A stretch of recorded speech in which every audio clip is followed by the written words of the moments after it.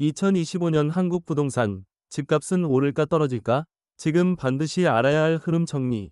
구독자 여러분, 안녕하세요. 매일 부자되는 10분입니다. 이 채널은 매일 단 10분만 투자해도 누구나 실전 투자 기준을 세울 수 있도록 가장 핵심적인 경제 흐름과 자산 원리를 쉽게 설명해 드리는 곳입니다. 오늘 내용도 여러분이 부동산 시장을 바라보는 시각을 확실하게 바꿔줄 것입니다. 2025년 현재 한국 부동산 시장은 누구에게나 혼란스럽다. 한 지역은 올라가고 또 다른 지역은 빠지고 어떤 도시는 거래가 살아나는 반면 다른 도시는 거래 절벽이 이어지고 있다. 이런 현상은 한국 전체가 같은 사이클을 움직이던 과거와 달리 지금은 지역별로 완전히 다른 시장이 형성되고 있음을 보여준다.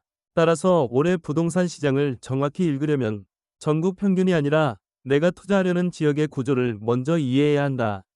부동산 시장을 보는 가장 기본적인 기준은 수요와 공급이다. 하지만 많은 사람들이 단순히 인구만 보고 인구 감소 가격 하락이라고 오해한다. 실제 가격을 움직이는 것은 총인구가 아니라 실수요가 실제로 모이는 생활권 인구 규모다. 예를 들어 인구가 줄어드는 도시라도 특정 생활권학군, 교통, 중심 상권, 직주 근접 등의 실수요가 몰리면 그 지역의 가격은 유지되거나 오히려 강세 흐름을 보인다. 반대로 인구 증가 지역이라도 입지 경쟁력이 낮고 공급이 과도하면 가격이 약해질 수 있다. 2025년 한국 시장에서 강세를 보이는 지역의 공통점은 첫째, 교통 인프라 확장, 둘째, 고용 기반 확대, 셋째, 새 아파트 입주량 적정 수준. 이 세 가지가 동시에 충족되는 경우가 많다. 즉, 왜 오르는가? 라는 질문의 답은 수요와 공급의 단순한 숫자가 아니라 실질적인 생활 조건이 개선되는 지역인지에 달려있다. 반대로 약세 지역의 공통점은 첫째, 공급 폭증, 둘째, 고용 부진, 셋째, 노후 주거 비중 과다. 이 세 요소가 겹치는 곳들이 수요가 줄어들며 거래가 끊기고 결국 가격을 지지할 힘이 약해진다.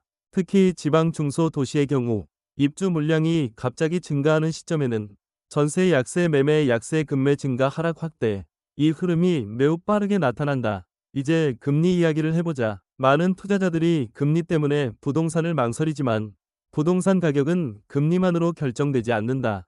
물가, 경기, 가계소득, 정책, 수요 구조가 함께 작용한다. 2025년은 금리가 내려갈 가능성이 높은 시기다. 하지만 금리가 갑자기 12%씩 내려가는 것은 아니다. 점진적인 인하가 예상된다. 예를 들어 1.4에서 1.5% 수준씩 움직이는 완만한 조정이 나타날 수 있다. 이런 환경에서는 겨울잠처럼 잠자던 매수 심리가 서서히 회복된다. 하지만 금리가 내려간다고 집값이 곧바로 치고 올라가는 것은 아니다. 금리 인하의 효과가 실제 매수로 이어지기까지는 최소 39개월 정도의 시간차가 존재한다.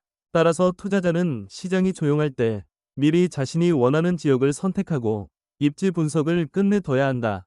시장에 불이 붙은 뒤에 움직이면 이미 가격이 형성된 뒤라 손해보기 쉬운 구조다. 가격을 읽는 또 하나의 기준은 전세 시장이다. 전세는 매매보다 빠르게 반응한다. 전세가 강해지는 지역은 매매도 곧 따라간다. 전세가 약한 지역은 매매가 버티기 힘들다. 그래서 투자자는 항상 전세 물량, 전세 수요, 갱신 계약 비율, 신규 수요 규모를 함께 살펴야 한다. 2025년 전세 시장을 기준으로 보면 대부분의 대도시는 전세 안정 구간에 들어섰다. 입주 폭탄이 아니면서 전세 수요가 꾸준한 지역이라면 올해 하반기부터 매매 회복 가능성이 높아질 수 있다. 반면 지방 중소도시는 전세 약세가 매매 하락으로 그대로 이어지는 곳들이 많아 투자 시 신중한 접근이 필요하다. 다음은 공급 구조다. 2022-2023년 착공이 줄었던 지역은 2026만 2027년에 입주 물량이 부족해지면서 가격 방어력이 강해질 가능성이 있다. 반대로 2020만 2021년에 착공이 몰렸던 지역들은 2025-2026년 입주 물량이 크게 나오며 전세 약세와 매매 조정이 이어질 수 있다. 따라서 각 지역의 입주 물량 지도를 직접 확인해야 한다. 부동산 투자의 핵심은 전국이 아니다. 항상 내가 투자하려는 단일 지역이 중요하다. 그 지역의 인구 구조, 교통 계획, 상권 변화, 학교, 병원, 주거 선호도 모든 요소가 투자 결정을 좌우한다. 특히 신규 교통 호재는 가격을 탄탄하게 지지하는 힘이 있다.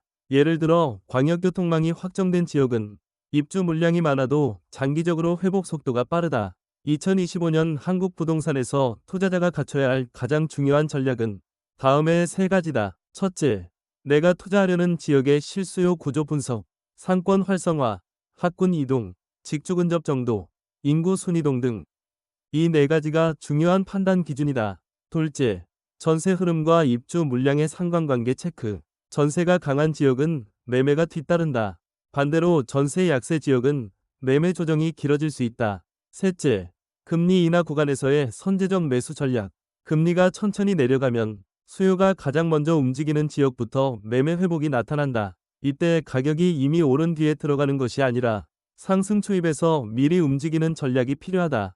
결론적으로 2025년 한국 부동산 시장은 전국이 함께 움직이는 시장이 아니라 완전히 지역별 양극화 시장이다. 따라서 지금 가장 필요한 것은 시장 전체의 공포나 기대에 휘둘리지 않고 내가 분석한 지역의 흐름만 보는 집중력이다. 이 기준이 서 있으면 하락장에서 기회를 찾을 수 있고 상승장에서 수익을 크게 가져갈 수 있다. 오늘 영상이 도움이 되셨다면 좋아요와 구독 부탁드립니다.